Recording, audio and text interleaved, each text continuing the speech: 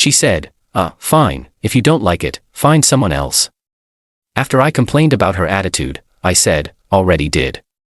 The look on her face when she met my replacement was priceless. What made it even better was, I, 28 male, had been with Veronica for 3 years, living together for the last year and a half. What started as a great relationship slowly turned into me being her personal doormat. It wasn't sudden. These things never are. Little comments here and there. Eye rolls when I talked about my day. Sighing dramatically when I asked her to do basic household stuff. Acting like spending time with me was a chore. The breaking point came 2 months ago. I'd planned a nice dinner, nothing fancy, just grilled salmon and that quinoa salad she used to love. She came home, looked at the table, and said, "Ugh, this again. Me used to love this meal." Her, "Yeah, when I was like basic, my tastes have evolved." Okay, what would you prefer? Her, "I don't know, figure it out, you're the one who insists on these lame dinner dates." Lame. Our dinners together were lame. Me, "If you don't want to eat together, just say so." Her scrolling through her phone. "Whatever, I'll just order something." This had become our pattern. I'd try, she'd dismiss, I'd feel like crap. Rinse and repeat. But here's the thing, I'd already started making changes. See, a month before this dinner incident, I'd had an epiphany. I was at my friend Dante's place helping him move. His new roommate Camila was there. Smart, funny, actually engaged in conversation. We all hung out after, and I realized something. This was what normal felt like. People who actually wanted to be around each other. That night, I went home to Veronica sprawled on the couch, who barely looked up when I walked in. Her, "Can you not walk so loud?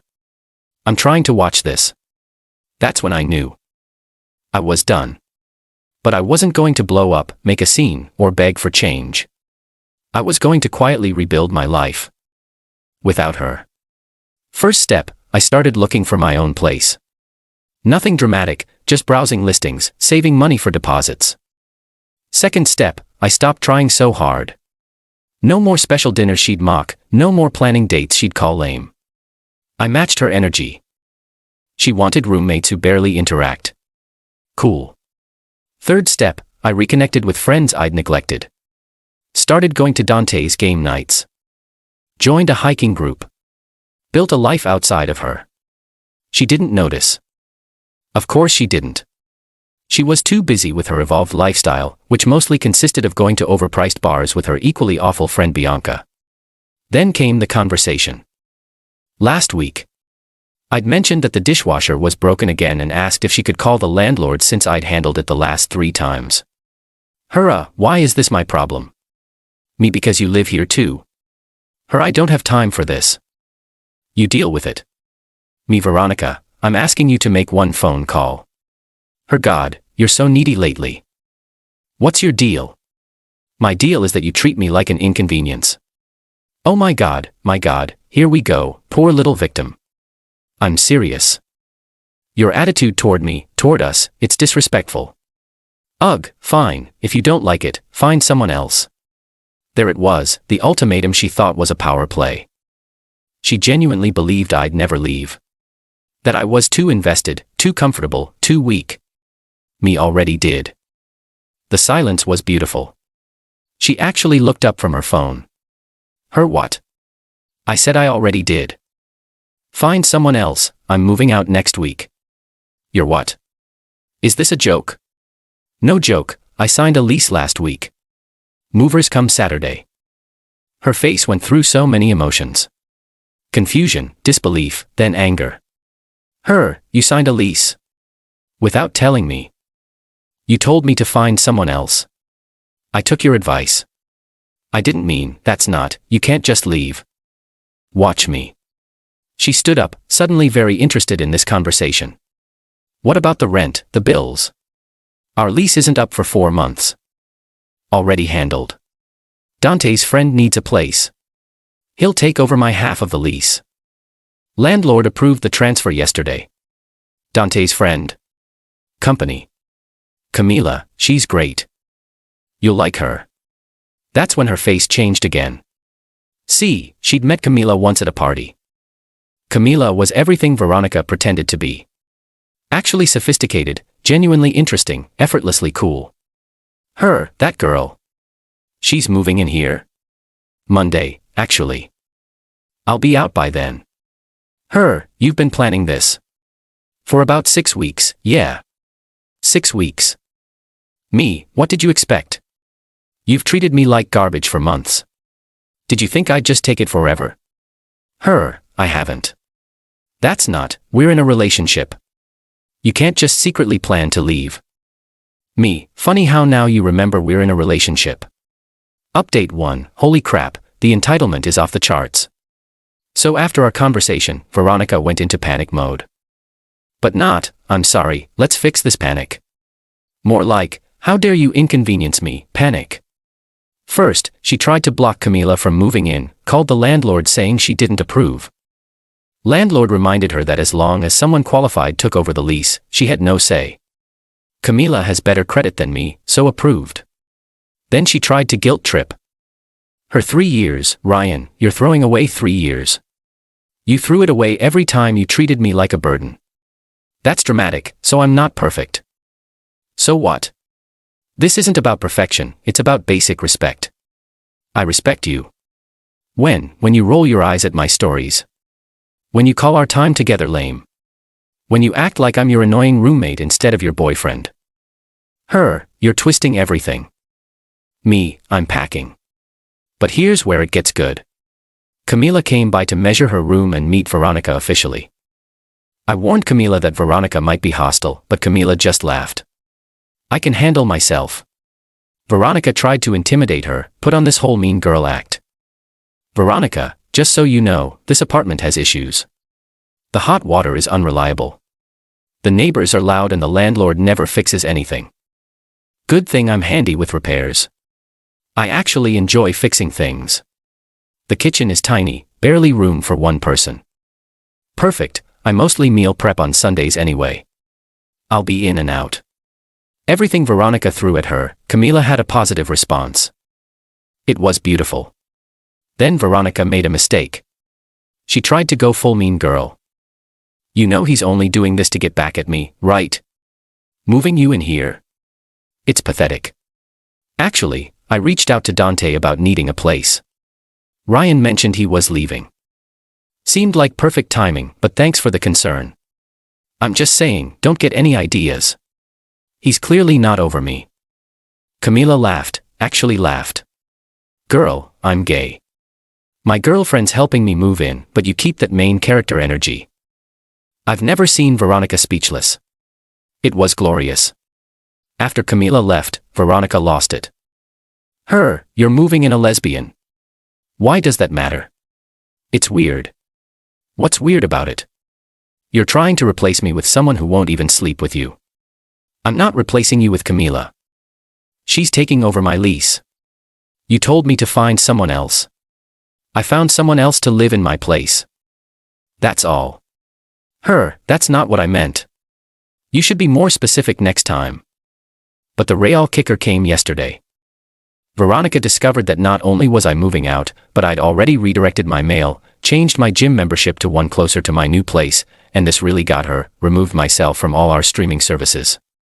Her, you canceled Netflix. I didn't cancel it. I just took my profile off. You still have yours, but you're the one who pays for it. Exactly, so I transferred it to my new address. Her, I've been using that account for 3 years. Then you should probably get your own. Her, HBO 2 and Disney and Spotify. This is so petty. This is literally just me moving out. Did you think I'd keep paying for your entertainment after we broke up? We haven't broken up. We haven't. No, you're just moving out because you told me to find someone else. As a figure of speech, the mental gymnastics were Olympic level. Update 2, moving day was an experience. Veronica had apparently decided on a new strategy, make moving out as difficult as possible. First, she accidentally blocked my moving truck with her car, said she couldn't find her keys. I called Dante and 3 other friends with trucks. We just loaded everything through the back entrance, took longer, but whatever. Then she tried emotional manipulation. Her, remember when we moved in here? You said it was our fresh start. I remember. I also remember you calling that memory cheesy as hell last month. I was joking. Were you though? When that didn't work, she tried anger. You're a coward. Real men don't just run away. Real partners don't treat each other like inconveniences. I gave you the best years of my life. No, you gave me the most dismissive years of yours. But the best part was when Camila showed up with her girlfriend, Theo, and a U-Haul. They were moving her in as I was moving out. The efficiency was beautiful. Veronica watched Camila and Theo work together, laughing, joking, clearly in love and respectful of each other. You could see the realization hit her. This is what a healthy relationship looks like. Must be nice being all lovey-dovey, won't last. Theo, 7 years strong, but okay. Veronica retreated to her room after that. As I was loading the last box, she came out one more time. Ryan, wait, this is stupid. Just stay. We can work it out. Work what out? You don't even like me. That's not true. I mean, when's the last time you said something nice to me or about me? She opened her mouth, closed it, opened it again. That's not fair. You can't put me on the spot like that. I'm just leaving, like you suggested. I didn't mean it, but you said it and you meant it in the moment. That's the problem. I left her standing there, but it doesn't end there. 2 hours after I left, the text started. The dishwasher is leaking. Camila is playing music. It's annoying. This is all your fault. Why isn't the Netflix working? Seriously about the dishwasher, it's flooding. I didn't respond. Camila texted me later laughing. Camila, girl came knocking asking me to look at the dishwasher. I fixed it in 5 minutes. She just had to reset the seal. She genuinely didn't know how. Me, sounds about right. She asked if you taught me how to fix it to make her look bad. What? She thinks you're orchestrating some elaborate scheme. It's wild. But wait, there's more. Veronica went to our mutual friends trying to spin the narrative. Told everyone I blindsided her, that I was having an emotional affair with Camila, that I was financially abusing her by taking my streaming services. Problem is, our friends aren't stupid. Dante's response was particularly brutal. Dante, you literally told us last month that Ryan was clingy for wanting to spend Friday nights together. You said you were too young to be tied down to boring dinner dates. We were there. She apparently blocked him after that. Final update. So I've been living in my new place for 2 weeks now. Studio apartment, nothing fancy, but it's mine. And you know what? I love it. I can cook salmon without getting mocked. I can watch documentaries without eye rolls. I can exist without being made to feel like a burden. But Veronica, she's not doing great. Bianca, her awful friend, reached out yesterday. Not to apologize or anything, but to yell at me. You broke her. Me, I moved out. Like she suggested. She's a mess. She can't afford the apartment alone. She has a roommate. Camila's paying half. It's not the same. You were supposed to fight for her. Fight for someone who treats me like an annoyance. Pass. She loved you. She loved having someone to pay half the bills and handle all the adult stuff. That's not. She just doesn't know how to express feelings. Rolling her eyes and calling me lame expressed her feelings pretty clearly. Bianca hung up on me. But here's the real kicker. Remember how the title mentions meeting my replacement? Well, that happened yesterday, in the most unexpected way. I was at the farmer's market with my new girlfriend, Aaliyah. Yeah, I know. New girlfriend already. But here's the thing. Aaliyah and I had been friends through the hiking group for weeks before I moved out. We bonded over being in relationships where we felt unappreciated. She'd just gotten out of a similar situation. We started hanging out more after I moved and it just happened. Natural, easy, mutual respect. Novel concept. We're at the market laughing about something and I hear, Ryan. Turn around. There's Veronica. With Bianca. Both staring. Her eyes went straight to Aaliyah. Then to our intertwined hands. You're. Oh, hi, this is Aaliyah. Aaliyah, Sweet angel that she is, smiled and offered her hand. Nice to meet you. Veronica didn't take it. Just stared. How long? Sorry. How long have you been seeing her? Officially, about a week. A week. You moved out 2 weeks ago. Yeah, and you're already with someone else? Aaliyah confused. I'm sorry, you are. My ex, Veronica, the one I told you about. Oh, the one who said you were boring. Veronica's face went red. I never said that. You said my dinner dates were lame, that I needed to figure out better meals, that your tastes had evolved past mine. Wow, his cooking is amazing. You're a loss. Veronica turned on her. Who even are you? Some rebound. Aaliyah laughed. Rebound. Honey, I'm an upgrade. I actually like spending time with him. I've never loved anyone more than I loved Aaliyah in that moment. This is why you left, for her. No, I left because you told me to find someone else. Finding Aaliyah was just a bonus. Bianca tried to jump in. This is so disrespectful, parading her around. We're buying vegetables at a public market on a Saturday. The disrespect is overwhelming. I had to bite back a laugh.